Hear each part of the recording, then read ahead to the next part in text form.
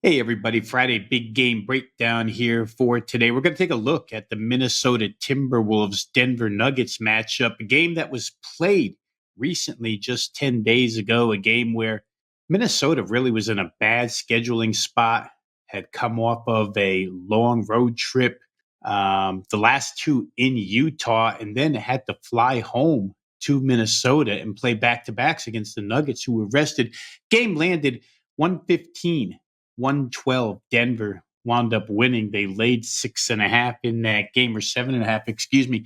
Timberwolves were without Rudy Gobert in that particular contest, and the Nuggets held an 8-9 point lead with about a minute and a half left.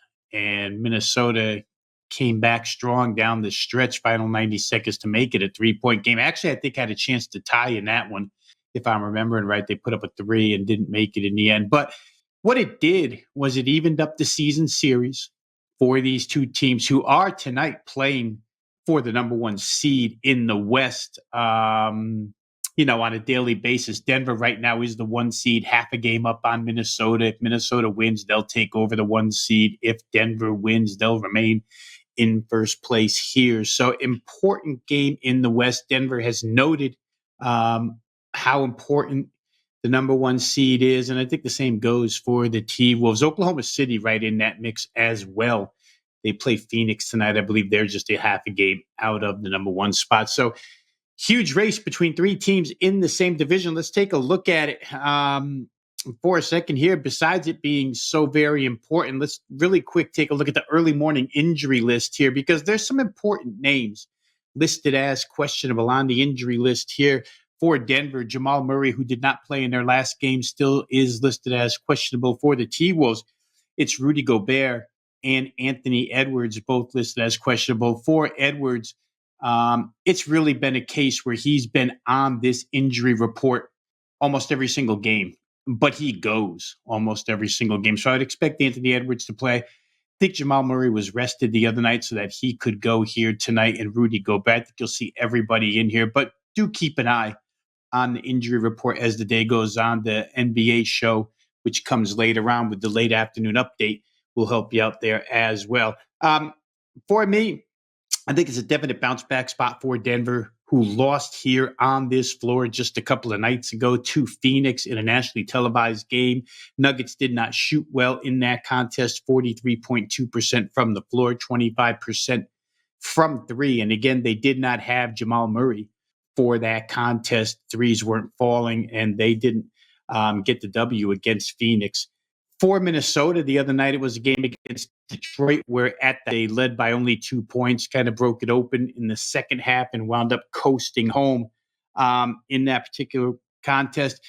This season series is going to conclude on April the 10th. You get 4 games out of these two. So the winner tonight takes the lead in that season series. Again, where tiebreakers are concerned, it's really important. And just to look back very quickly at what happened 10 days ago between these teams in Minnesota, Denver shot 52% from the field, 52% from three in that game. It really was a miracle that Minnesota came that close in that contest. I think here you do see a bounce back from the Nuggets, who have played with purpose since the All-Star break to secure home floor advantage. Minnesota certainly defensively is a tough unit. Again, though, Denver did shoot it really, really well against them. I think a bounce back is in store here. The number sits at 6.5 early morning. I think Denver probably can win this one by 8+. I don't think they'll give away the lead the way they did late in the fourth in Minnesota. Friday night at home in altitude. We're going to go with the Nuggets in this big game breakdown, minus the 6.5 over Minnesota. Friday best bet time. And for the best bet, we're going to go to the NBA's hottest team right now, the Houston Rockets, in that extreme playoff push for the final play-in, number 10 seed in the Western Conference right now, trying to catch Golden State. They're going to go to Utah tonight and play the Jazz, a team that's been pretty much ice cold as of late. They've played some good competition. Couple of ways to look at this game. I'm going to discuss bet Jazz team total over 111.5, a number that's been drastically reduced from even a couple of weeks ago, where the Jazz basically at home were always in the 120 range and still do average 120.5 per game at home. But certainly the numbers come down. And recent results are the reason why. We'll go through those in a minute. The second way to look at this one, I'm not going to discourage anybody from playing this full game total over as well. But for purposes of the best bet here, I'm going to look at the Jazz team total. I think that's the more secure bet here, over 111.5. Utah, once again, the home average has been consistent all season long. I've talked about it quite a bit this year. I think they've scored 123 or more in it's like 23 of 34 home games. Been very, very consistent at home. A little bit of a bounce back here. When you go through their game logs, you're going to find that Utah has now gone 6 of their last 7 without reaching 112 points, which is what we need to cash this ticket here tonight, including the other night against San Antonio, where they got to 111. Some of these games, though, these last 7 games, 2 of those were against Minnesota, a team that's noted as the best defensive team in the NBA. 2 against Dallas, which, believe it or not, last 10 games, statistically, the Dallas Mavericks are the second best defensive team in the NBA. We talked a little bit about that on the show the other day, how Dallas has absolutely started to shut people down. Maybe, again, a little bit of having defense at the rim with Daniel Gafford and Derek Lively at this point in time. But Dallas, the number 2 rated defensive team over the course of the last 10 games. So that's 4 games out of the 6 where Utah stayed under this number of 111.5. You can certainly see why playing those particular types of defenses. The one game that they did go over in their last 7 over this number of 111.5 was against these very same Houston Rockets. That game was a Rocket blowout, 147 to 119, 266 points scored. The Jazz here come in as a large underdog, certainly some of that due to the red hot streak of the Rockets, some of that due to the ice cold play of the Jazz. But as a home underdog this year, they're scoring 117.3 points per game for the Houston Rockets. It's no secret to anybody that they play with extreme pace, and that pace has kind of remained the same. Over their last 30 games, the Rockets ranked number 7 in NBA pace ratings, tempo, very extreme high tempo team. That's 30 games. If you narrow it down to the 8 games they've played without Alperen Şengün, it's still the number 7 ranked tempo team in the NBA. So they've been very consistent about how quick they want to play.